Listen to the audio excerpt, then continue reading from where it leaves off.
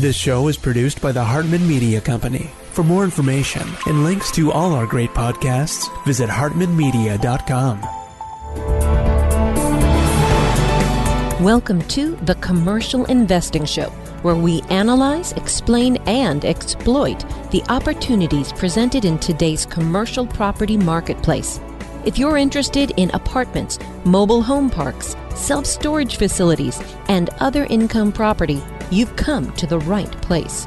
We'll explore what's hot and what's not in markets nationwide in the relentless pursuit of return on investment. Here's your host, Jason Hartman. The Big Beautiful Bill is making a lot of heads turn, and there's a lot of celebration in the real estate industry, specifically about the Big Beautiful Bill. And I brought on an expert to talk about that today. Let's welcome Travis King. He is the founder and CEO of Realm.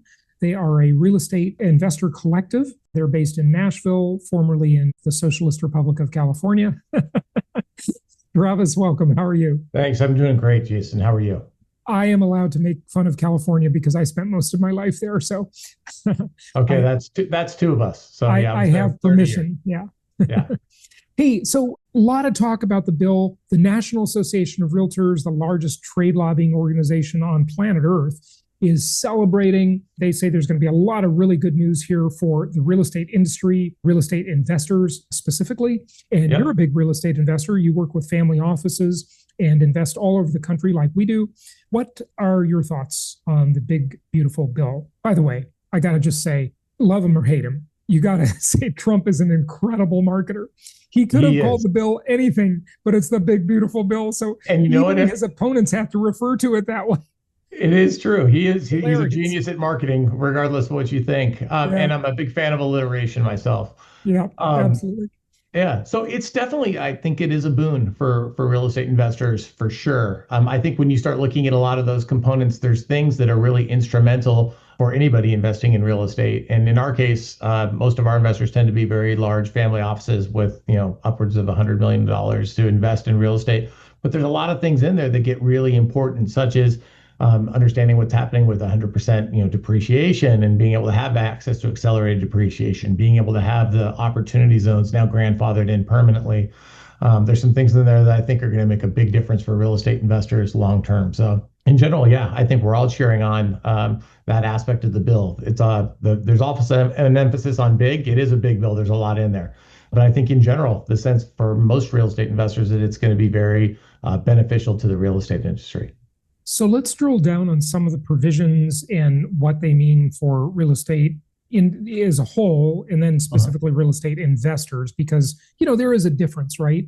There's the housing market that's for just traditional owner occupants, right? And the real estate industry and all of the huge number of people that just benefit from housing activity, housing sales, whether it be, furniture sales, interior designers, escrow, title, lenders. I mean, it's just such a ginormous industry. It's incredible. So we want to look at both of those angles. So take it away. Yeah, I think when you look at it really from an investment point of view is where I think that this is what's going to start to drive the market. And I think that's been one of the challenges in recent years is that there's really been a lack of liquidity from the investment side. The institutions, by and large, have been notably absent from the market. And when you get a huge drop in activity, and we saw transaction volumes plummeted, upwards of 50% in a lot of cases. When you lose that kind of volume, it becomes very hard to transact, right? Pricing gets a little sluggish. No one's quite sure where to go. The rapid rise in interest rates really caused people to take pause after a big run up over a long period of time.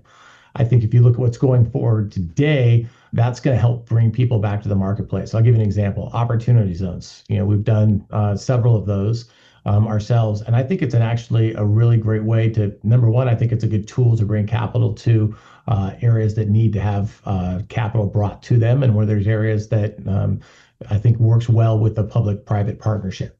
But those are examples where tax benefits of getting people to invest is a really smart way of getting real estate investors to come back to the table. And I think that's what's happening with opportunity zones. And I think it's also what's happening with what I referred to briefly on the accelerated depreciation, being able to get a huge part of your purchase price in the form of some depreciation benefits that can offset some of that income goes a long way for real estate investors as well. So I think those are two huge legs of this stool that really go a long way to bringing capital back into this.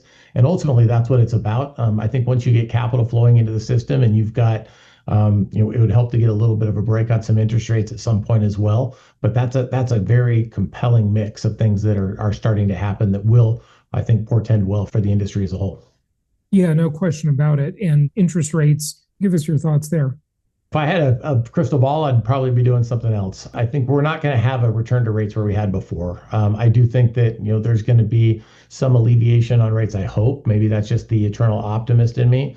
But at the same time, you've also got there's a counterbalance that's happening there with just the inflationary pressures that we have as well. So there's always I think a tug and pull going on there with interest rates. I think some people probably get a little overly optimistic as to what's going to happen with rates and a return to what became the normal for a lot of people for a long time, right? We had a decade or more where people really got used to rates being close to zero. I don't think we're going to get a return to that. Well, what do you mean a decade or more? It was really just the COVID era. And when I say rates, I'm talking about mortgage rates, not the Fed funds rate. Fair enough. I guess when I say rates, I'm referring more to the Fed funds rate and looking at that as kind of a policy tool. Yeah. I think if you look at it from, obviously one of the things that's becoming a real factor from, single family residences is that, rates where they are now, a lot of people have got great rates and they're kind of stuck in that 30-year mortgage where it makes it very difficult for people to move. And I think that's in a large part really limiting a lot of lock-in effect, a lot of the available supply that's out there. So demand, the good part from a single family point of view is that you have a natural limit now that's coming in on the amount of supply. You're really relying a lot more on the home builders and new homes coming into play. I think existing home sales supply is hugely curtailed. And as a result, I think that's helping keep prices propped up just because demand is still quite strong, but you just don't have the supply you had.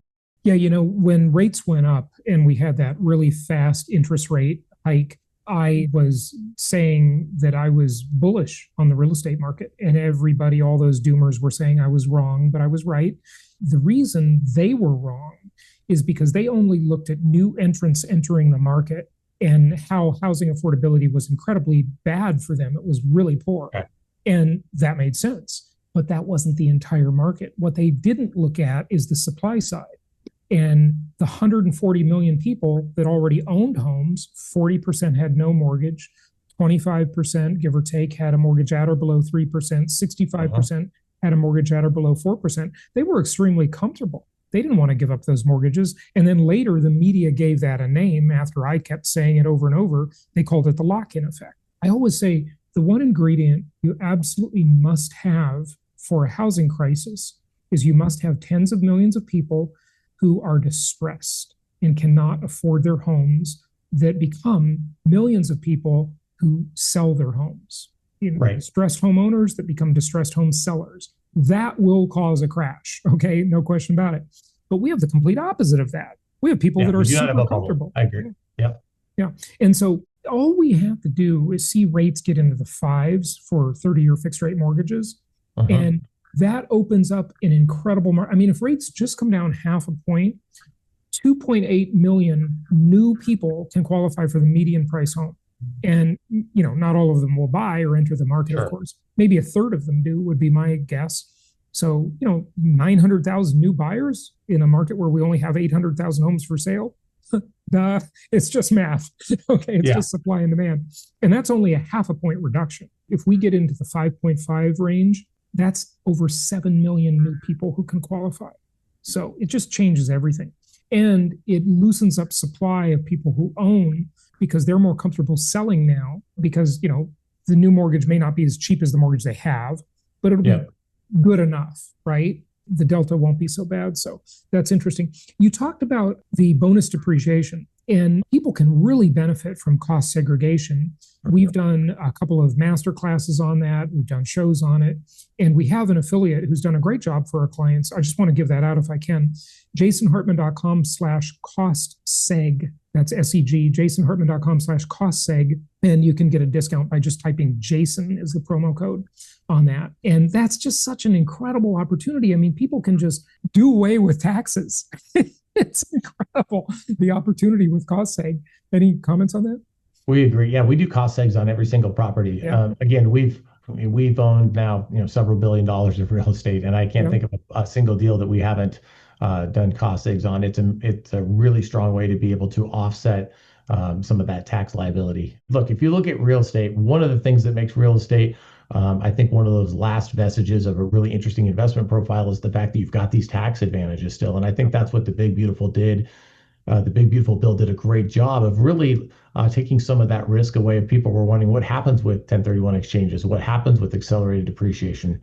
And again, I think the more that we can preserve some of those, that tends to make real estate continue to be a fantastic asset class in which to invest. No question about it. I always say, Travis, it's the most tax favored asset class in America, and taxes are the largest expense most people have. So, if you want to wipe out your tax liability and become a real estate investor, that is the best thing to do. It's interesting. The first time I ever did a cost seg study was on an apartment complex I owned here in Scottsdale. It was $22,000. Okay, $22,000. And I'm sure, for the big properties you guys own, you've probably spent way more than that. But now there are these companies out there that are making it affordable for single family homes. It's about $600. And you can do your single family homes, each cost seg study. And that stands for cost segregation, by the way, for those who don't know. So just go check out jasonhartman.com/cost seg and take advantage of that. Every client we've heard from that has done that has loved it. They just loved it when they did their taxes. It's just incredible. I have talked to you many times about my experience with a gold dealer years ago, and the one major flaw of precious metals investing when it comes to gold and silver, and that is that it does not produce income. But what if you could make gold and silver work for you just like your income property? Well, you can. Our new sponsor is Monetary Metals, and people who own gold as a hedge against inflation like that feature, but the gold just sits there. It's collecting dust, right? But with their leasing program, you can actually earn a yield. So check out our new sponsor, Monetary Metals, and it's monetary-metals.com/Hartman. And you can learn more about this opportunity. Instead of paying to store your metal, you can now get paid to own it, earning passive income paid in more ounces of real physical gold every single month. With Monetary Metals, you can earn up to 4% in their leasing program immediately upon funding your account. Yields are paid monthly in ounces of physical gold or silver, which you can get in addition to any price appreciation from your gold and silver over the holding period. Fund your account with metal you already own or purchase it from them at less than 1% over spot. I liked this product so much, I signed up myself. Gold and silver are a great insurance policy. Again, I never really treated them as an investment. They were just kind of an insurance policy. But now you can earn a return of up to 4% on that insurance policy. So it just got a lot better. Visit monetary-metals.com/Hartman and learn more about this program. More on the Big Beautiful Bill. Do you think it will stimulate the real estate market, which is rather muted the last 3 years? Yeah, I think it goes a long way to doing that. Again, having access to capital in the market becomes probably the most important thing. The lack of liquidity in the marketplace in the last couple of years, it's great for folks like us because it presents a buying opportunity. But I think by and large, when you've got the institutions, which represent a huge portion of the capital that's out there, when they pull back from the market and rates are up at the same time, it starts creating some dislocation. And I think that dislocation creates uncertainty. And that's really what's been living in the market is a lot of people are just not sure what to expect. And I think if you add the compounded effect of saying, what happens with AI, what's going to go on with, are there going to be job losses? Is it going to accelerate GDP growth? We don't know. So I think when you start looking at that and saying, well, real estate, the beautiful part of it is it's very tangible. And like you said, the one thing that we're sure of is death and taxes. If you can make sure that you can help off some of that offset tax liability, I think there's a huge benefit there for real estate investors, and that brings them back to the table. So again, I think that starts for folks like us that are in the family office world. We're private capital coming in. There's less groupthink. I think that happens. We're less sensitive to interest rates. We typically don't buy with a lot of leverage. We're looking to find opportunities that gives us the ability to buy at a really attractive basis. And I think that's what you're seeing, just like you're in a lot of fronts. When you get situations where there's properties that are trading in some cases at huge discounts to replacement cost, that's going to give you a huge benefit to be able to make great acquisitions. And we're big believers that you make your money up front. And you're seeing that on the single family side too. As costs continue to go up and up, again, the one thing that we're seeing is cost escalations are real and they go up and they don't tend to come back down. So I think that the more you can buy things that are at a discount to replacement cost, and then you can combine that with taking accelerated depreciation up front and being able to utilize tools like 1031 exchanges, those all, I think, pretend to create a pretty powerful package for people to invest in real estate. Yeah, and when people look at tax benefits on real estate, it's really hard to calculate, but it's a huge benefit. And that is over the course of years, a 1031 exchange, right? When I sell a property, I don't pay any tax. I just transfer that to the next property. If I owned a business, a stock, cryptocurrency, well, crypto is kind of a little weird on that, but mostly I'm going to pay capital gains tax and I'm going to reinvest dollars post tax. That's right. And so I have a lot less to reinvest and a lot less to grow into the next deal. So yeah, real estate is just so incredibly favored, investment real estate. Yeah, you could argue our firm basically exists to find compelling ways to continue to do that over and over, right? Find ways to make investments and then take advantage of some of those opportunities to use exchanges and things like that, allow you to continue to invest without having to take a huge chunk of your profits along the way. And real estate, fortunately, is one of those few areas that still remains that allows you to be able to do that. Yeah, no, absolutely, absolutely. So you talked about replacement cost, and coming out of the Great Recession or kind of late into it, I created a new term and I called it regression to replacement cost, because you could buy properties below the cost of construction at that time. But that's a moving target, because when you look at cost, just general inflation costs, and then you layer on tariffs and higher labor cost and the shortage of labor, especially construction labor. I mean, the average construction worker is like 50 years old now. I mean, these guys are retiring. They can't sling a hammer all their life at age. There's 50. A demographic challenge there, right? That's exacerbating that problem for sure. Oh, huge problem. And unless we have robots building these houses in the future, which, we eventually will, of course, but not real soon. Not in the near term. The labor costs are going way up. And everything points to inflated costs in construction. What are your thoughts on that? Yeah, I would agree. And I would say we look at that factor a lot, because what happens is it almost becomes math. Is that at some point, if you buy something below replacement cost, like we just bought a building, for example, in Silicon Valley, we paid a fraction of replacement cost, probably 25-30% of what kind of building? Industrial? Office building, beautiful building. You're brave if you're entering the office market right now. That's a whole different argument. We're looking for certain trends where they're, not all offices the same, right? And again, we spend a lot of time trying to find the nuance, right? Because a lot of times the baby gets thrown out with the bathwater. But the point of that is that when you look at replacement cost on some of these items, you get to the point where you would have to assume, in order for you not to trade and be able to sell that property that you bought at a fraction of replacement cost, no new construction is going to take place until that you've got that normalization that you're talking about, right? I agree. So we look at that and say, hey, if I'm buying for a 1/4 or half of replacement cost, that's incredible. And you can make a great return. I can make a great return selling for 75% of replacement cost. And guess what? The world in which I'm not going to make a return on that is a situation where there's no new development at all. Yeah. Right. That means nothing's being built in construction. And if that's the case, we've got bigger problems. So again, I'm glad you point that out, because I think that gets lost on a lot of people. And again, that's one of those things. Replacement costs goes nothing but up all the time. So I think you're smart to look at it that way.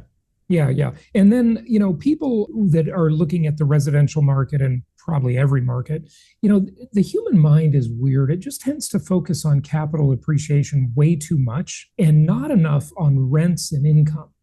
And when it comes to housing, especially just single family housing, it's such a simple equation to me, right? The only two things that really derail this equation are population decline, like massive population decline from a pandemic or something like that, okay, or massive increase in supply. Like that's it. It's just a really simple equation. And since supply is very inelastic and it's very hard to create new supply, very expensive, and the population is increasing, albeit slightly, compared to before, you're either going to see upward pressure on rents or prices or both. They just can't do anything else. Okay. Everybody has to have a place to live. An office is optional, right? But a place to live is not optional. Okay. Yeah. So, what are your thoughts about rents? Yeah, I'd add a third factor to that because I think you're correct, right? We spend a lot of time, we look at everything I think through the lens of supply and demand. And I think that sure, in general, supply tends to be somewhat limited, and there's a huge delay in being able to bring new product on in a short period of time, right? Construction takes a long time.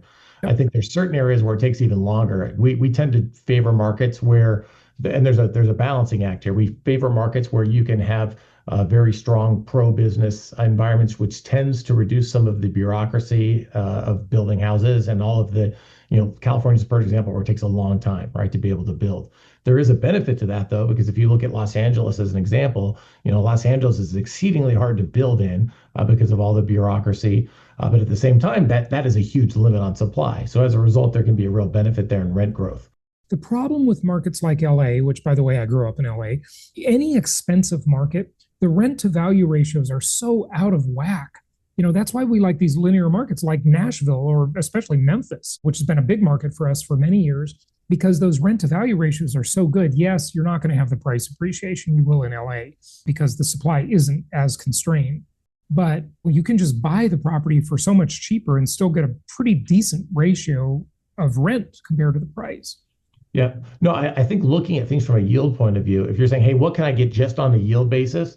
That's a different set of calculus. And I think it's important to look at that because I also think that traditionally you would say, yeah, you're right. If you're buying in a market that's less dynamic, that has less dynamic capital flows, as an example, but you'd say you're usually giving up appreciation, like you just said.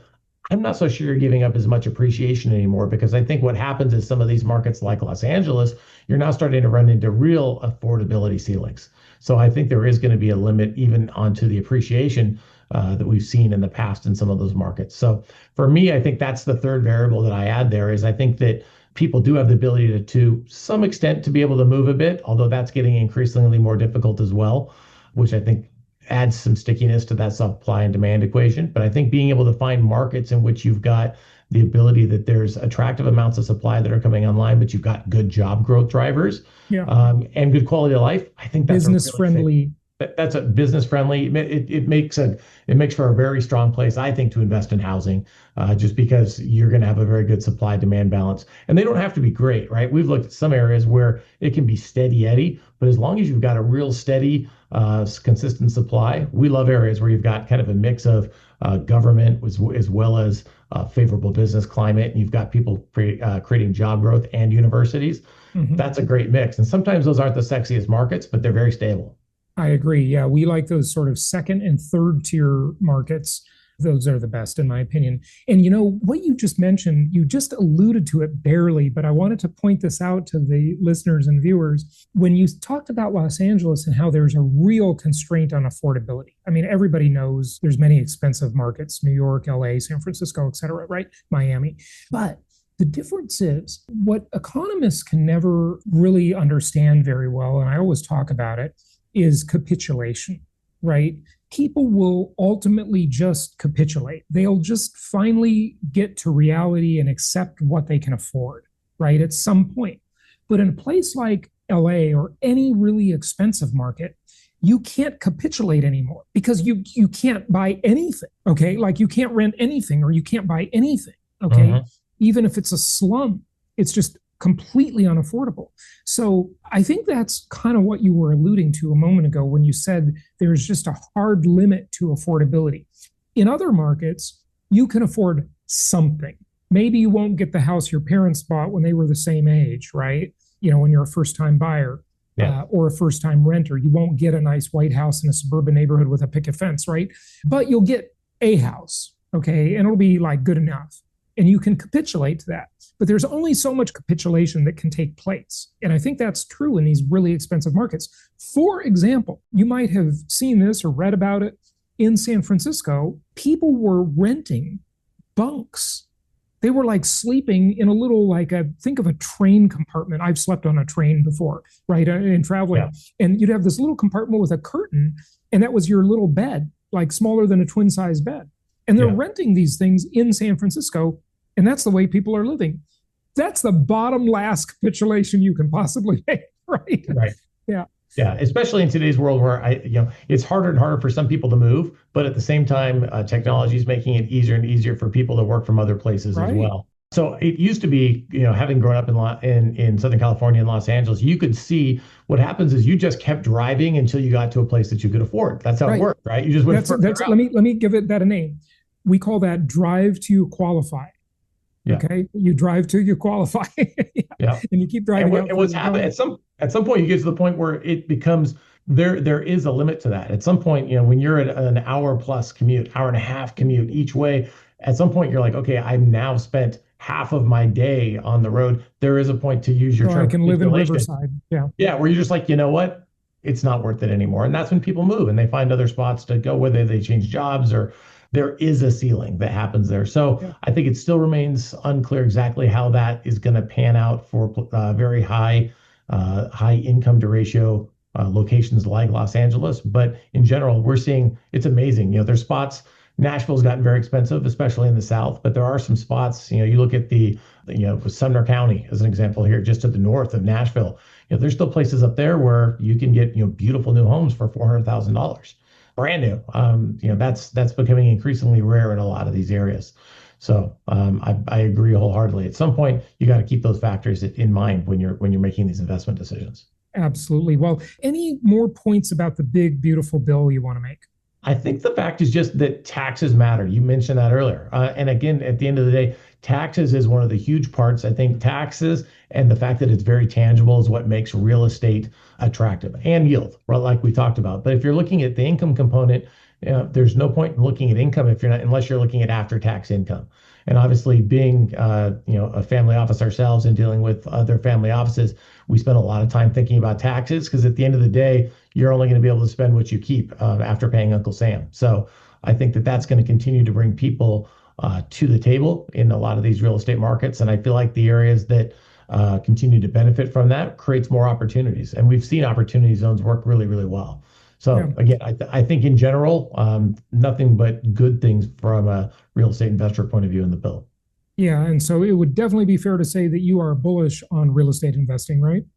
We are. And again, we're unique in our platform. I think we're one of the few firms out there that, you mentioned at the outset, we're operating as a real estate collective, meaning we're combining not only our capital, but our relationships and our access to information across the country. We focus exclusively on kind of lower middle market investment opportunities that are across property type and geography. So we have a unique lens to see these things with, right? So I would say more than most, we're in a lot of different markets on a lot of different property types.